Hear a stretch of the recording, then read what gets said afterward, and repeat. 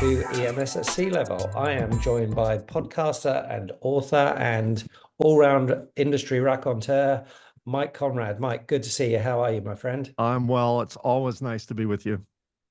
Your book is called The Reluctant Entrepreneur. You're definitely not the lazy entrepreneur. There you This go.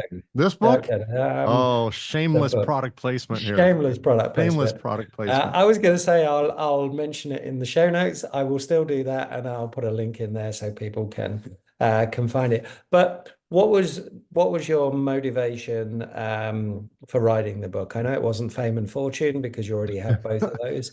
Oh, Why? well, yeah, if you want to have fame and fortune, you don't write a book. Well, and you don't work in the electronics industry. That's very true. Yes, at the heart of it, that's very true. Where were you when, 40 years ago when I got into this industry, Phil? Come on. Mm, Day late, dollar short. But I, I've I do a lot of speaking. Most of my speaking is on technical stuff, right? mm, Cleanliness and reliability and all that. But several years ago, I started speaking pretty regularly on the subject of entrepreneurship and marketing, and mostly to university students. Like every year, I'm invited to Dartmouth College and some others, and I talk to their soon to be graduating engineering students because they're all full of ideas and mm. they're engineers. They have the capacity to start a company if they wanted to. So I talk to them and I compare my journey uh, and all the challenges and the highs and the lows, mostly lows in the early days. And so I would give anecdotes and stories of my journey. And the more I started speaking, the more I started remembering. My business is 32 years old. So Mm. there's a lot of stories, a lot of foxhole stories. And I had forgotten most of them, probably intentionally. I buried them. And I started to remember more. And as I would remember more, I would write down more. And so that I could use them as Yeah. anecdotes for other talks that I would give. And so I had this collection, almost like a notebook collection of anecdotes. And then I started stringing them together. And then I thought, oh, I need to provide a little context. So I would write, chapters or something. Yeah. And then the more I wrote, the more I remembered. And the more I realized that, wait a minute, this was a grand plan the whole time. This was like the See, you're business the gods. reluctant author as well, aren't you? I You actually am. wrote a book accidentally. I did. And I let a couple of close friends read it, and they said, you should publish this. This is good. I don't know if it's good or not, but I'm like, well, I wrote it for me. And then I found it quite cathartic. So I kept writing. Mm. And I wrote it first like 5 years ago, and then I stuck it on a shelf because I had no intention to publish it. I did it for me. And then about a year later, I took it off the shelf and I reread it. And I'm like, oh, this part's great. This part sucks. What was I thinking? And I'd rewrite it and I put it back on a shelf for 6 months and I pull it off. And then eventually, through some encouragement from friends, I thought, okay, well, what the heck? I'll just publish it. If it can Yeah. help one person, not make Yeah. the mistakes I made, maybe that's good. So I decided to publish it, and there we are.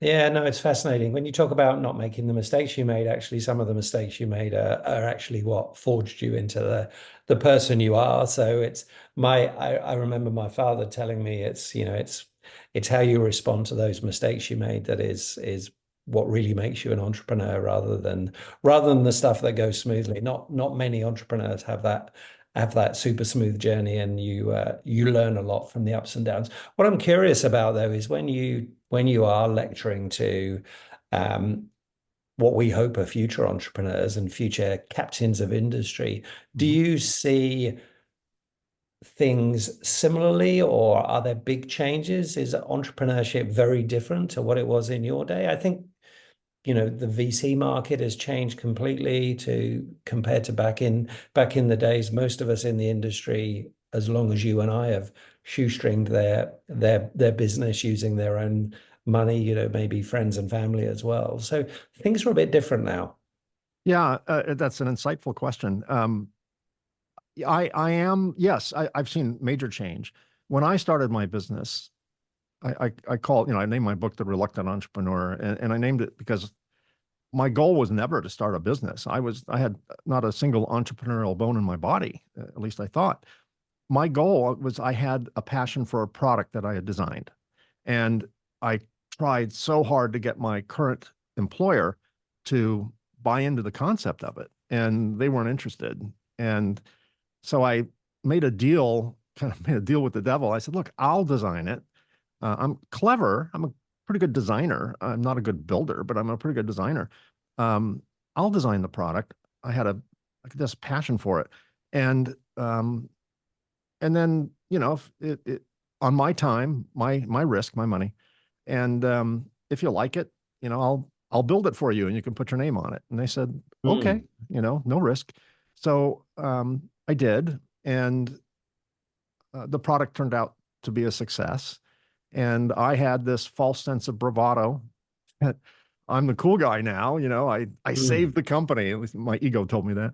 And I came up with the next generation of product idea, which would be much more environmentally sound. And I pitched it to him full well expecting that, Yeah, they're I going to would go, be this is carried in Mike, on a of course. chariot and fanned with grape leaves and, oh, King Mike is here. What does King Mike have to say? And I pitched the next generation product idea, and he said no.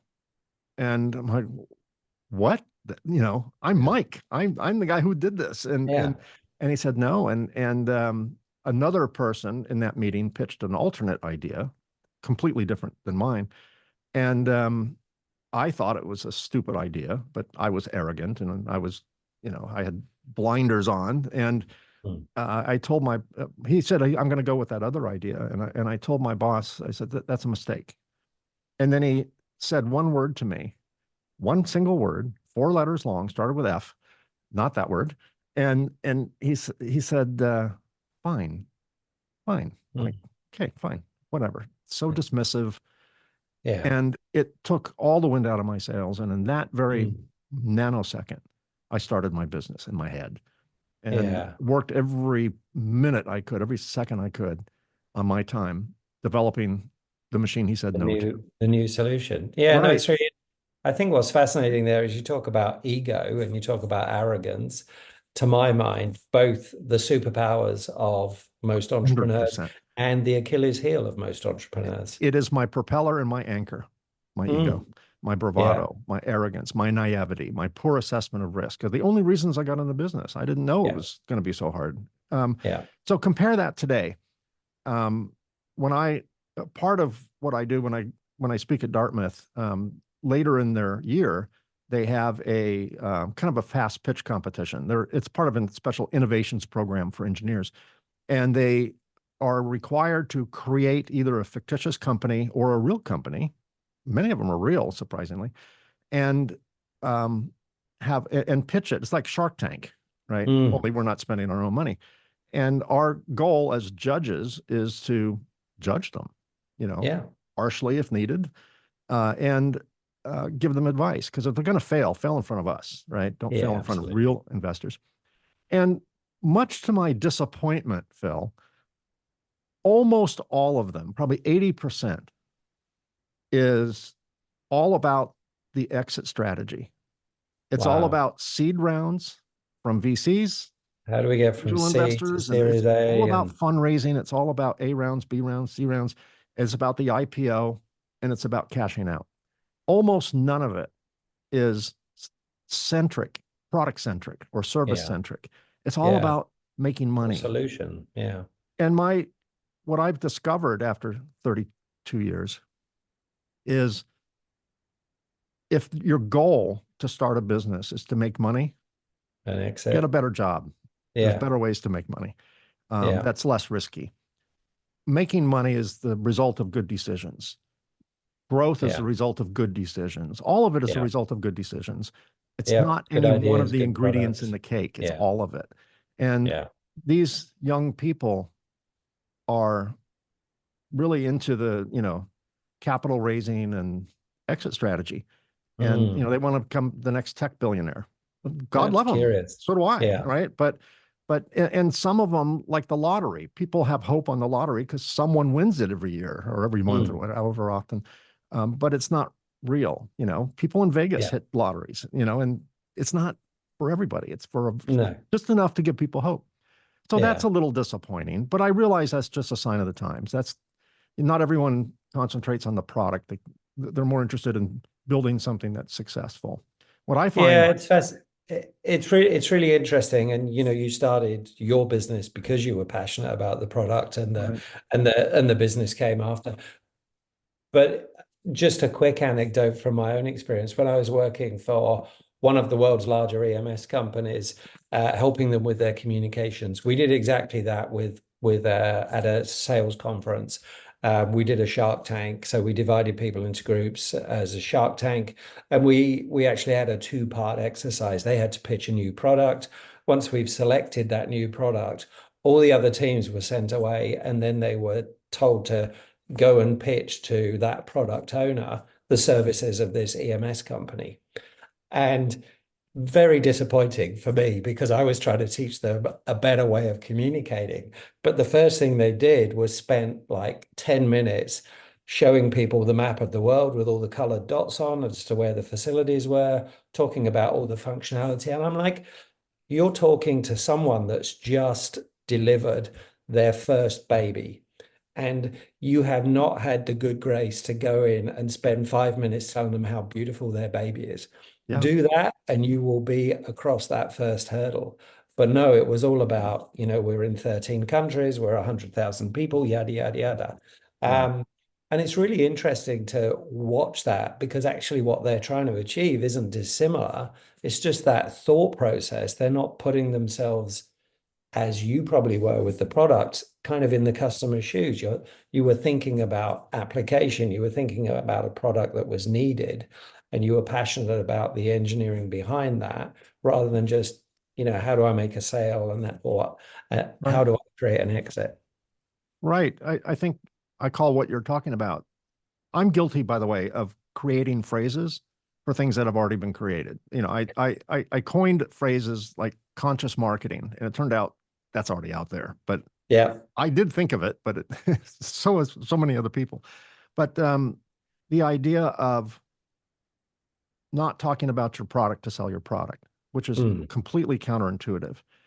Um, Connect on an emotional level. I look at Yeah. companies like Nike. When's the last time you saw a Nike ad that talks about their shoe, their arch Yeah, support, their soft, yeah. quality, their style? You don't. They celebrate athletes. And Mm. Patagonia is the same way. Apple used to be that way, the crazy Yeah. boys and all that. Yeah. Um, but connect with your potential customer on an emotional level. And in our case, talk Mm. about the issues that are creating a problem. They know they have a Yeah. problem. They don't have a direct correlation. There's no causation there. They just know they have a Yeah. problem. We can talk about our horsepower, our CFM rating, our wattage, our software, our SPC stuff all day long, and none of that will land Mm. until they know what the problem is and what best Yeah. practice solutions are. So, to your point, um, in the smart tank world, fast pitch world, talking about numbers at some point are important, but Yeah. one has to connect emotionally first. You've got to do the emotional sell Kiss the first. baby, Absolutely. compliment them on I don't mean disingenuously, but No, they're not there but notice. to Yeah. hear, all the number of awards you've ever won in your life. That's Mm. great for you, but does that push someone over the edge? Absolutely not. No, absolutely not. It becomes part of that logical part of the sale, but the emotional part is absolutely made first. In the last 10 minutes, I just want to switch gear and talk about another one of your roles, which I think is really important, and I think you've given incredibly generously in, and that's the role at the SMTA. You mentioned that last week, I think, was your last event, your last scheduled event of the year, which was an SMTA event. I was at SMTA Guadalajara. I'm super impressed with what the SMTA has achieved in Mexico. It feels like it's a really good fit there. Yeah. People coming together. It's a very special association, and it has a very special place in the hearts of people that have been very active in it, like you. To me, that comes from this kind of volunteer base that it's really leveraged and really strong, and it's created this great group of connections. How do you feel about the SMTA? It's played a big part in most of your business life, I guess. It has. I credit SMTA. for the connections I've made in this industry. When I first got into the industry, I had no concept of the value of networking. You know, I was there to sell a product and was product centric back in those days. And to me, talking to people who I didn't perceive as potential customers was just a waste of time, right? I had business to do. That, of course, changed. And what I appreciate about SMTA, first of all the trade organizations have a value. IPC has a strong value. You know, they write Absolutely. standards. Without them, we'd be building Yeah. junky stuff, right? So, but what I like about SMTA is I believe SMTA was built 40 years ago this year from the bottom up. It's operated from a bottom up perspective, where IPC, a great organization, is to me top down, right? And you know, from the chapters that SMTA has, you know, we're a local organization. Their tagline is a local association operating at a global level, which I don't know what marketing person thought of that, but it actually is real. I mean, it's true. The people I know out of all the years I've been involved in SMTA have been sometimes knowing mentors, sometimes unknowing mentors. The connections I have are so valuable. I mean, they're priceless. And SMTA provides a very unique environment where those connections are easy to make. And in our industry, one of the struggles in our industry, the electronic assembly industry, is we used to be exceptionally collaborative. Go to a conference and 5 competitors are all talking about things they've discovered. Today, we're a little bit more siloed as an industry. So you don't necessarily get that information sharing widely across the board. However, on the networking side, everyone's still collaborative. Everyone wants to help even their competitor. And I don't know of any other official forum where that does that. There's so much collaboration and networking than SMTA. It is super impressive. And I think it's a great example of karma. The more you put into the SMTA, probably the more you get back. 100%. In fact, I think it's karma on steroids. I think you put in 10%, well, you get 35% that should be back. the next strap line. Yeah, karma on steroids. Karma on steroids. Yeah, we'll see how that flies. Yeah, no, they have done a really good job. And you're absolutely right. You know, there are different associations that provide different roles. What I also like about them is they've almost got, and I think it is because it's a voluntary base, they've almost got a scrappy nature where if you want to do an event, even, you know, crammed into a little room in a conference room in someone's facility, that'll happen. And, you know, people will bring donuts or whatever, and somebody else will bring coffee, and then everybody will order out for pizza.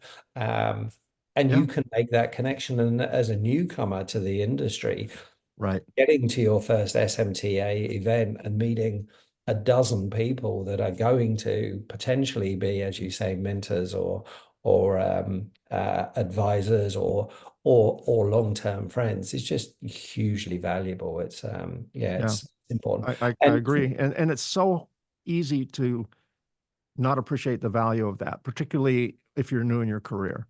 But that's when it is super valuable. I waited too long to start networking. I probably didn't really appreciate the value of SMTA or networking for a good 5 or 6 years into my journey. Because you were that product geek.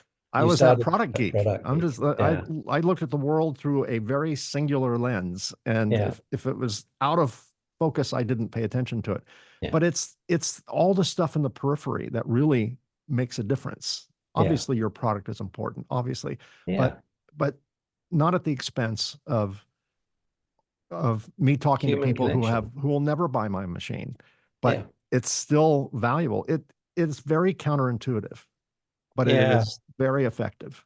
Yeah, no, I agree. And, you know, I actually moderated an event in Silicon Valley, actually on the USS Hornet, which was a strange place to have an event, but it was in the below deck area there. It was super cool. It was actually a complete geek fest. It was an event called Build Better. It was all engineers and operators from Meta and Google and all the great and good of Silicon Valley. But in the opening, I said I've never been to an event and come home regretting that visit, because even if I haven't learned something at the conference or I haven't sold something at the event, I've made a connection. I've spoken to someone. Something's always coming out of those events, and there's just huge value there, isn't there? Totally. Yeah, 100%. I wish Yeah. I started earlier, but everything has Yeah. its own timing. You learn when you're Yeah, it supposed to does. learn. So And you I'm look at grateful your that career and you I look at figured what it you've out. done. Like you Yeah. said, you didn't really think much about marketing in the early days. Now you've kind of, I think you pioneered a bit of a switch in the way marketing is done in the industry. You were very mindful about what you chose to do. You had some amazing booths at the peak, but then you realized that, maybe those things weren't delivering and you moved on to something else. What's next for Mike Konrad? Reluctant entrepreneur, accidental author. What's the next phase? What's the next phase? Well, completely outside of our industry, I just started a new podcast called, wait for it, the Reluctant Entrepreneur Podcast, where I'm How interviewing did you come up with entrepreneurs that? out. I know I didn't have to stray too far off the farm to come up with that one. I wanted, what I've learned is, as an entrepreneur, we have our foxhole stories, right? And we love to Yeah. tell them, but our friends' tolerance for those stories is very short, and family. Mm. You're never a prophet in your own home, right? So, but get a bunch of entrepreneurs together, just like engineers. Get a bunch of engineers together. Get a bunch of publishers together, and they can talk all night on the subject. Same with entrepreneurs. And what I started realizing when we started comparing stories, that there, I can pretty much write someone else's book. I may Mm. not get all the details right, but the challenges are very similar, and the mistakes we make are very similar, and the lessons we Yeah. learn, if we're lucky enough to stay in business, are very similar. So I, I've reached out to a number of entrepreneurs in various different industries, from nonprofit to for-profit to public, Mm. private, and started recording interviews with them about their Okay. journey. And they all Yeah. have very interesting stories, and I find them interesting. I don't know if people not in that space will find it interesting, but it's uh, I've recorded about 4 or 5 episodes now. I think one is out, the second one comes out next week, and it's I find that therapeutic. I'm kind of doing it Mm. selfishly because I'm not. I mean, I have a book, but I'm not selling the book. It's Yeah. not like every time I have an episode, 10,000 books get ordered. So um, I'm doing it because I enjoy it. It's kind of a passion of Yeah. mine. Yeah. I'm still deeply involved with SMTA. I'm on my second 3-year term on the global board of directors. I've got 2 years left, and then I'm barred from ever being a director again. There's a six Okay. year term limit, And yeah. which I think our government can learn from that, but that's another Yeah. story. But I don't know. I don't know what's next. The business, my company is doing well. Yeah. I'm not involved in day-to-day operations anymore. They pay me to stay away, which is probably a very good investment on their Yeah. part. Solid. Yet I still own the company, and I still do a lot of the technical speaking and Mm. technical writing, and the Reliability Matters podcast continues to grow. Yeah. And I enjoy doing it. I'm having the time of my life in the That's twilight of my good. career. And I'm Absolutely. busier now. People warn me of this. When you retire, you may find yourself busier than when you were working, which is absolutely Yeah. true. The Yeah. difference is, when you're building a company, you have to do some of the things you love and many of the things you don't love, Yeah. because you can't afford anyone else to do it. So Yeah. now I'm very fortunate to do what I love to do, and Yeah. that's create content that has value to Yeah. somebody, and Yeah. without the And talk to pressure of people you trying to enjoy sell talking stuff. to. Sorry? Yeah. And talk to people and spend time with people you enjoy. And I think that's valuable. I now have a board of advisors as part of Scoop. I consider that to be my biweekly therapy. You know, Yeah, I I absolutely. I spend time with them, and I'm talking about how I feel about business, but I'm talking a lot about how I feel. So it's it's hugely valuable. I find it hugely important. I They're love the connected. They're EMSSC connected. level Yeah. podcast for the same reason. That's one big lesson I learned, a life lesson I learned in my business is when you start a business, and I'm not going to say you were this way. I certainly was this way. And I suspect you and most entrepreneurs are this way. And that is, you think you know everything. It's the ego, the bravado, the naivety, the arrogance that allows you to do something that most people wouldn't do. Yeah. And, with a historically high chance of failure, and you do it anyway. Yeah. So, you tend to think you know all the answers. And so you don't seek out a lot of help because A, you don't think you need it, and B, you don't want to be seen doing that, right? Yeah. But when your back is up against the wall, the building's on fire, you have to jump out of the building. Yeah. And you do it without thought. You just do it for survival. And I had that moment several times, and I ended up working with, I hired a consultant, and no consultant likes when I say this, but I think it's true. The definition of a consultant is someone you hire to tell you what time it is. And the first thing they ask you once they're on the clock is, can I borrow your watch? Yeah. And meaning the answers are right in front of you, but Yeah. your personality type or your Yeah. ego, whatever, is preventing you from seeing it.